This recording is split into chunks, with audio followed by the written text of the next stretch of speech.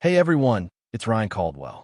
Imagine getting fired in the middle of a live federal presentation on a recorded government call with the client watching.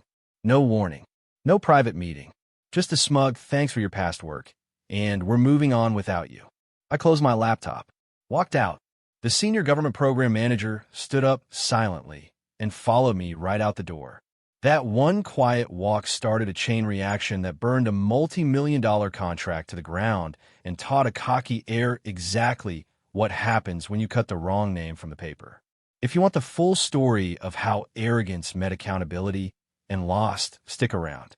Hit subscribe so you don't miss what's coming. Let's start from the beginning. My name is Ryan Caldwell. Most people at Apex Government Services just call me Ryan, the few who actually knew what my job really meant. I was 48, 14 years deep in federal compliance, plus 5 before that in the Navy, where I learned the hard way that one overlooked clause can sink careers, companies, and sometimes more. Back when Victor Harlan built the company from scratch, he ran it with cold respect for the rules. Victor wasn't the guy who hugged you on Fridays. He once called annual leave scheduled revenue leakage. But he understood the game, the thin line between a clean contract and a 7-figure fine, or worse, getting blacklisted, was me. My binders.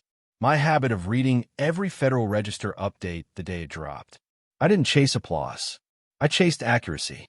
I made sure our key personnel clauses were ironclad. Because in the federal world, the biggest contracts don't just name the company. They name specific people. Real names, real clearances, real experience written into the agreement. Change the named individual without written government approval, and the contract doesn't just change. It starts to unravel. Then Victor's son came home. Ethan Harlan, 31, fresh off a shiny consulting firm in Boston, carrying the kind of confidence that only comes from never having been truly wrong before. Overnight, he was Executive Vice President of Strategy and Growth, a title that sounded powerful but didn't include basic knowledge, like where the secure backups were kept or what non-transferable key personnel actually meant in a 300-page master services agreement. His first month, he called it culture refresh. By month 2, the consultants swarmed in, young, loud, full of phrases like agile transformation and disrupting legacy processes. Ethan started using legacy drag every time he mentioned compliance. He talked about velocity like it was a religion and we were the sinners holding it back. The shift hit fast. Weekly compliance syncs disappeared. My access to federal procurement systems got downgraded pending review. Invites to milestone briefings vanished from my calendar. One day, I walked past the executive lounge during the big contractor appreciation lunch, the same event I'd helped build the winning proposal for. They were laughing, toasting with overpriced beer. I was alone in my office, doors shut, eating cold takeout while redlining a 30-page data security addendum. But when someone tries to make you disappear, they hand you the best seat in the house to watch everything else. I started seeing the cracks. Procurement logs with timestamps that didn't match reality. Authorizations submitted late, then quietly backdated. Critical signatures missing on amendments that should have stopped everything cold. I flagged them in calm, professional emails up the chain. No response. So I did what the Navy drilled into me. I documented every version, every change, every ignored warning. Timestamped, organized, backed up in places nobody could touch. Not for revenge, for protection. The same quiet habit that had kept us clean for 15 years. Ethan kept shining.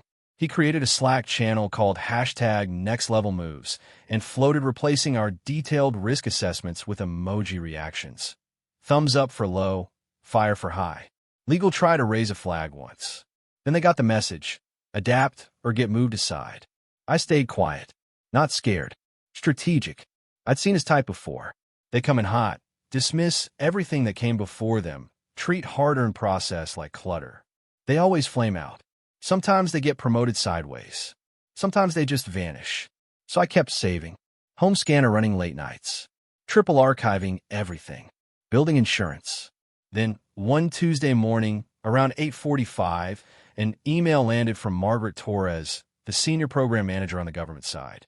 No greeting, no signature, just one line. Are you still scheduled to present at next week's milestone review? I read it over and over. That wasn't small talk. That was a probe. They were already noticing. The org chart changes, the new names on emails without clearance notations, Ethan's loud talk about streamlining legacy roles. I hovered over reply. I could have attached the whole trail, the discrepancies, the backdates, the slow pile-up of violations. Instead, I closed the laptop. Patience. Because when a client starts asking if you're still showing up, they're already smelling smoke. And the last thing you do when someone's about to burn their own house down is stop them. The office felt heavier after that, expectant, like the air before a storm. My calendar kept emptying. My badge still got me through the front door, but half the internal systems locked me out with polite, role not authorized messages. HR sent a form letter about flexibility during structural evolution. I didn't answer. I just kept archiving. Then came the milestone presentation day. 9 a.m. sharp. Virtual room packed. Federal client reps, our full leadership team, legal risk, all connected from different time zones.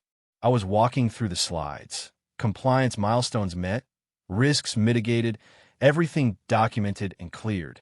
Mid-sentence, Ethan leaned in, all charm and perfect teeth. Sorry, just jumping in here. Ryan's done incredible work laying the foundation. Let's give him a quick round of appreciation for his past contributions. Silence. Nobody clapped. He pressed on, smile tightening.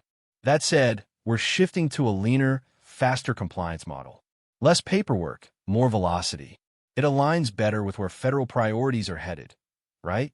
The government side stayed dead quiet. I could almost hear the procurement lawyer freeze. Ethan turned to me like he was finishing a magic trick. Ryan, we'd love to have you stay on in an advisory role through the transition. But effective today, we're heading in a new direction. There it was. Fired. Live. On a recorded federal call. No HR meeting. No paperwork. Just a public pat on the head and a knife. I didn't shout. Didn't argue. I closed my laptop with one soft click that somehow echoed louder than any yell. I slid the USB with the full milestone package into my bag, stood up, straightened my tie, and walked out. Behind me, chairs shifted. Whispers began. As I reached the door, I heard Margaret Torres's chair scrape back. She stood, silently gathered her notes, picked up her water bottle, and followed me out. She didn't look at Ethan, didn't log off, just walked. We didn't speak in the hallway. We didn't need to. At the elevator, she pressed the button, looked straight ahead, and said quietly, "Your section was still listed as required in our prep notes. Annex B, Section 6. I nodded. It still is. The doors opened. She stepped in. I stayed put. As they closed, she glanced back once and said, "Understood." Upstairs, Ethan was probably already celebrating his bold move. What he didn't realize, what he couldn't possibly understand, was that he hadn't just let someone go. He'd cut the exact name written into the contract. The name key personnel whose clearance and certifications held the whole thing together. Non-transferable, non-replaceable, without written federal approval. The fuse was lit. I walked to my car in the empty garage, started the engine, and took the first calm breath I'd had in weeks. The real story wasn't over. It was just beginning. The echo of that conference room door closing followed me to the parking garage. My car's engine hummed steady, but my head was louder. I wasn't angry. Not yet. I was wired. Years in the Navy taught me that when the first shot's fired, you don't panic. You assess. You move. I drove home, the city blurring past, and parked outside my apartment just after 10 in the morning. My briefcase sat heavy on the passenger seat, the USB drive inside holding every milestone document I presented, plus the shadow archive I'd been building for weeks. Every backdated log, every missing signature, every ignored warning I flagged. Upstairs, I poured a coffee, black, and set my laptop on the kitchen table. The screen glowed with notifications. 3 missed calls from legal. A text from Sarah in procurement. "What just happened? You okay?" I didn't answer.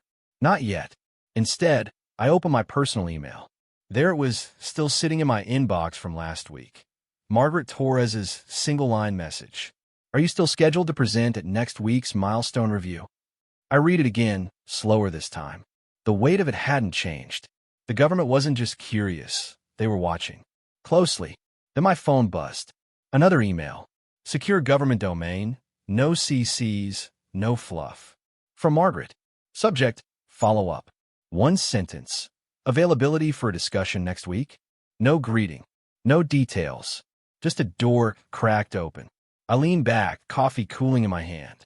This wasn't an olive branch. This was the client signaling they knew something was wrong. Maybe the org chart shuffle.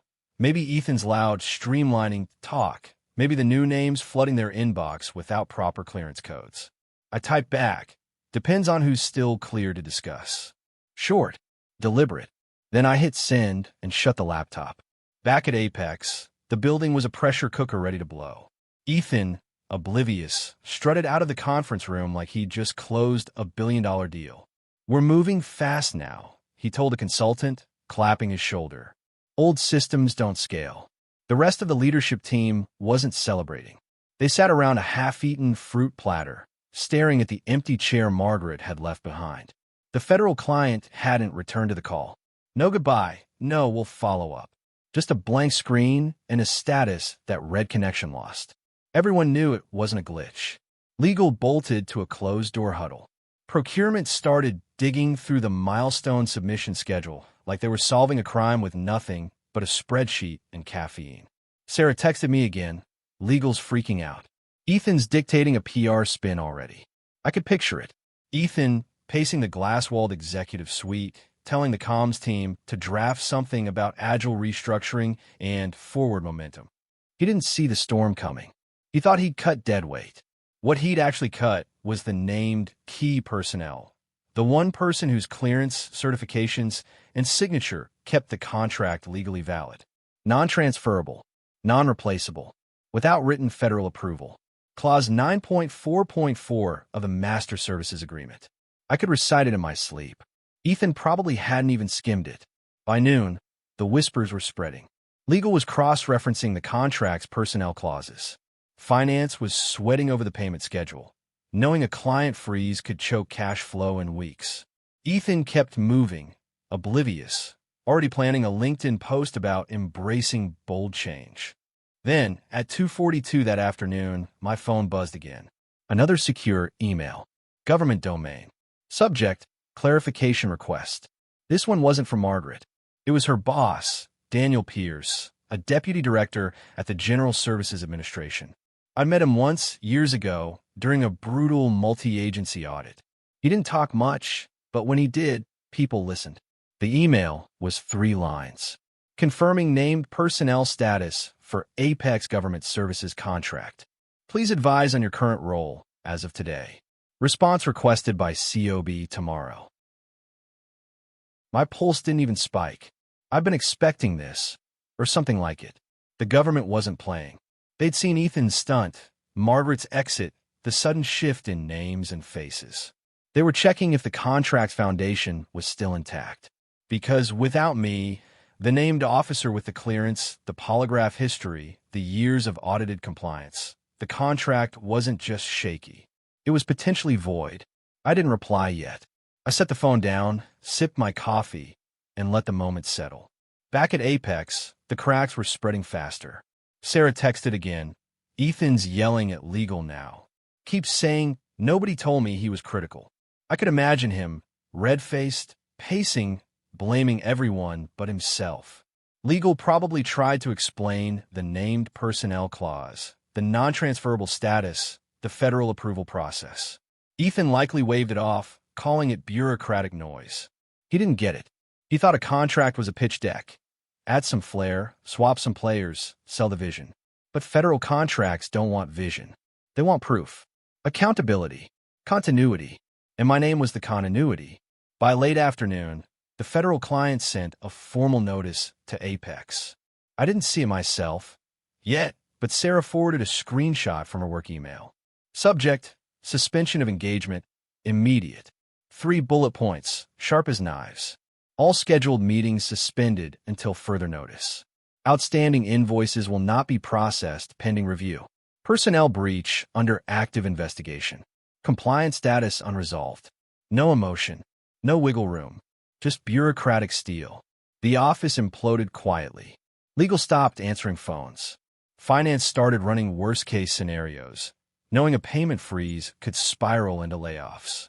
Ethan, still clueless, tried to spin it to the team. "This is just a hiccup," he said in an all-hands email. "We're aligning with modern priorities." Nobody bought it.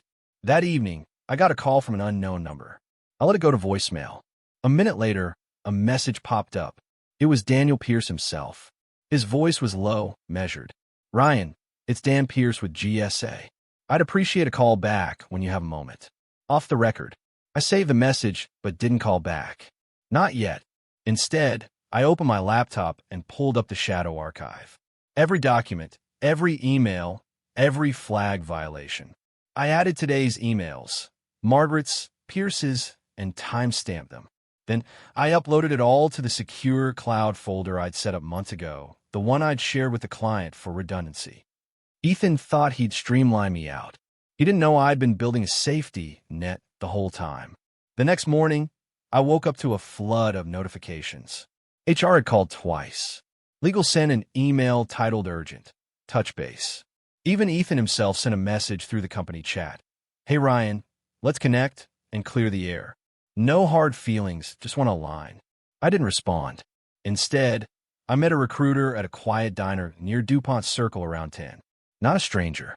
We'd crossed paths during a compliance audit 2 years back, bonded over the chaos of watching someone try to argue their way out of a misfiled data container. She worked for the Office of Management and Budget now. She slid a non-disclosure agreement across the table. "Just for today," she said. I signed without a word. She didn't waste time. "OMB's been tracking your work. Your clearance is still active. Your certifications are current. We need continuity on a new portfolio, and we need it yesterday." I nodded. "What's the scope?" "Direct oversight. No intermediaries. You'd route straight to us." I let that sink in. No middleman. No corporate egos. Just me, the work, and the client. An apex. I asked. She tapped her pen on the table. "They're in a hole. Deep. Once the freeze hits their payroll, they'll feel it." I didn't smile. Didn't need to. Back at Apex, Ethan was unraveling. Sarah texted me updates. He's blaming legal for not warning him.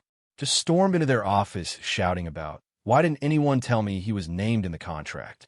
Legal's response was ice cold. One of the attorneys, Jennifer, didn't even look up from her laptop. "You said the boring sections weren't a priority." By noon, Victor Harlan's private jet was wheels up from Miami, headed for D.C. The real CEO, the one who'd built Apex with nothing but grit, a Rolodex, and an obsession with federal protocol, was coming back to clean up his son's mess. I didn't know it yet, but Victor's phone was already lighting up with panic texts from legal, procurement, and the board. He read the client's suspension notice in the air, his coffee untouched, his jaw tight. When he landed, he didn't call Ethan, didn't call anyone. He just drove straight to headquarters, walked past the reception desk, and locked himself in the war room with a copy of the Master Services Agreement. My name was highlighted in 6 places. Back in my apartment, I poured another coffee and checked my phone. A new message from my attorney. "Apex wants to talk. I told them you're unavailable per your new engagement." I set the phone face down and opened the morning's crossword. 5-letter word for consequence. I wrote karma and closed the paper. The building was still humming with panic. Ethan was still spinning his story. But the client wasn't listening, and I wasn't waiting. The fuse was burning faster now, and the real explosion was still to come. The morning after Victor Harlan's jet touched down, the headquarters felt like a hospital after a code blue. Everyone moving fast, speaking low, pretending the patient wasn't already flatlining. Victor didn't announce his arrival. He didn't need to. The moment he bypassed reception and marched straight into the war room, the entire floor went quiet. People who'd been shouting in hallways suddenly found reasons to disappear into offices.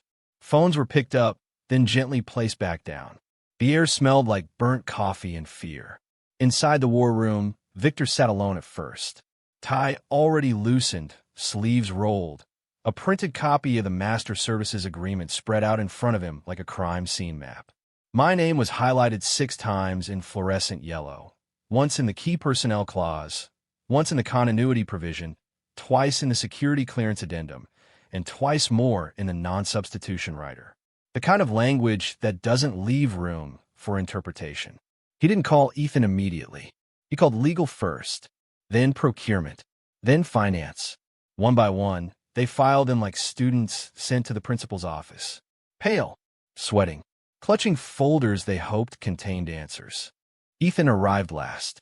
He tried to swagger in, but the attempt died halfway through the doorway when he saw his father's face. Victor didn't look up. He just kept turning pages. Sit, Victor said. Ethan sat. For almost 2 minutes, the only sound was paper rustling and the low hum of the HVAC. Finally, Victor spoke, voice flat as asphalt. Our entire federal clearance was tied to one named officer. Charles, sorry, Ryan Bradford, Caldwell, whatever. His name, his clearance, his certifications. You removed him, live, in front of the client, without consulting anyone who actually reads the contract. Ethan opened his mouth. Victor raised one finger. Ethan closed it. You said he was legacy drag. You said we needed velocity. You said we were pivoting to agile compliance. Victor's eyes finally lifted. Do you even know what agile compliance looks like when the government stops paying you? Ethan swallowed. Dad, I was trying to modernize. You were trying to look like a CEO on LinkedIn. There's a difference. The room stayed silent. Legal stared at the table. Procurement clutched their printouts like life rafts. Victor slid the client's suspension notice across the table. The one with 3 bullets. The one that said personnel breach under active investigation. Read it. Out loud. Ethan's voice cracked on the first word. By the 3rd bullet, he sounded like a child caught stealing.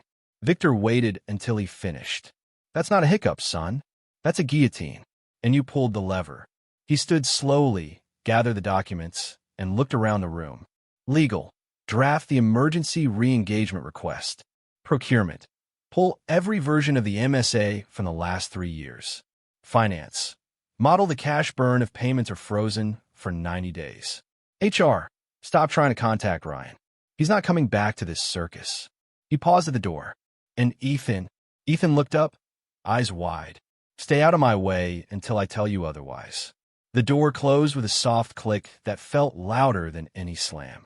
Meanwhile, across town, I was sitting in a small, windowless conference room at the Office of Management and Budget Intake Center. Old carpet smell. Serious authority. No fake smiles. Just a manila folder with my name on it and a security officer who checked my ID twice before handing me a visitor badge. 3rd door on the left. Margaret Torres was already there. Alone. Posture straight. Expression unreadable. Same calm she'd had when she followed me out of the boardroom. She nodded once. I nodded back. She slid a new badge across the table. Not a visitor pass. A full credential. My photo already on it. Clearance level intact. Effective immediately. Your status is reinstated under direct portfolio control, she said. No intermediaries. You route documentation straight to us going forward. I picked up the badge. Felt the weight of it. Not rushed. Not emotional. Just right. I signed the acceptance line. Initialed the clause underneath. The same one Ethan never bothered to read.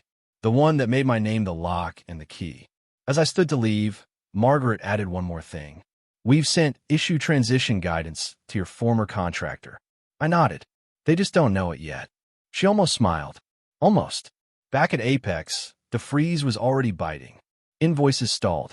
Meeting invites from the government vanished from calendars. Contractors who'd been lined up for next quarter started quietly pulling back. The board convened an emergency session. Victor ran it. Ethan wasn't invited. Sarah texted me from a burner phone she'd bought on her lunch break. They're talking about selling pieces of the company. Ethan's on personal leave. Nobody's buying it. I didn't reply. Didn't need to. That evening, around 6:30, my attorney forwarded the last internal memo from Apex. Subject: urgent strategic re-engagement planning. I didn't open it, because everything that needed to be said had already been said. In the logs they ignored. In the clauses they skimmed. In the emails they never answered. In the badge now clipped quietly to my jacket. No dramatic confrontation. No viral email. No press release. Just a name on a line that meant everything. in a building full of people who finally realized, too late, what it actually cost to treat that name like an inconvenience. The next morning, I walked into my new office. Not flashy, not corporate, just a quiet government suite with good coffee and better rules. I opened the latest compliance manual, started reviewing a new portfolio that needed exactly what I'd always provided: attention to detail, institutional memory, and zero tolerance for shortcut bullshit. My phone stayed silent. No panic texts. No let's talk voicemails. Because the storm had passed, and I wasn't the one who got wet. 6 months later, the dust had long settled, but the scars were still visible if you knew where to look. Apex Government Services no longer existed as an independent entity. The board had quietly agreed to a fire sale acquisition by one of the larger competitors. Not a merger, not a strategic partnership, a straight-up carve-out. The federal portfolio, the one that had once been the crown jewel, was split off and transferred under direct government oversight. Everything else was absorbed for parts: the office lease, the remaining staff, the brand name nobody really wanted anymore. Victor Harlan retired to a quiet place in the Florida Panhandle. He kept the fishing boat, the small house, and what was left of his reputation. He never made another public statement, never posted on LinkedIn, never tried to explain. He just walked away from the wreckage his son had created and let time do the rest. Ethan Harlan surfaced eventually. Not in D.C., not in consulting.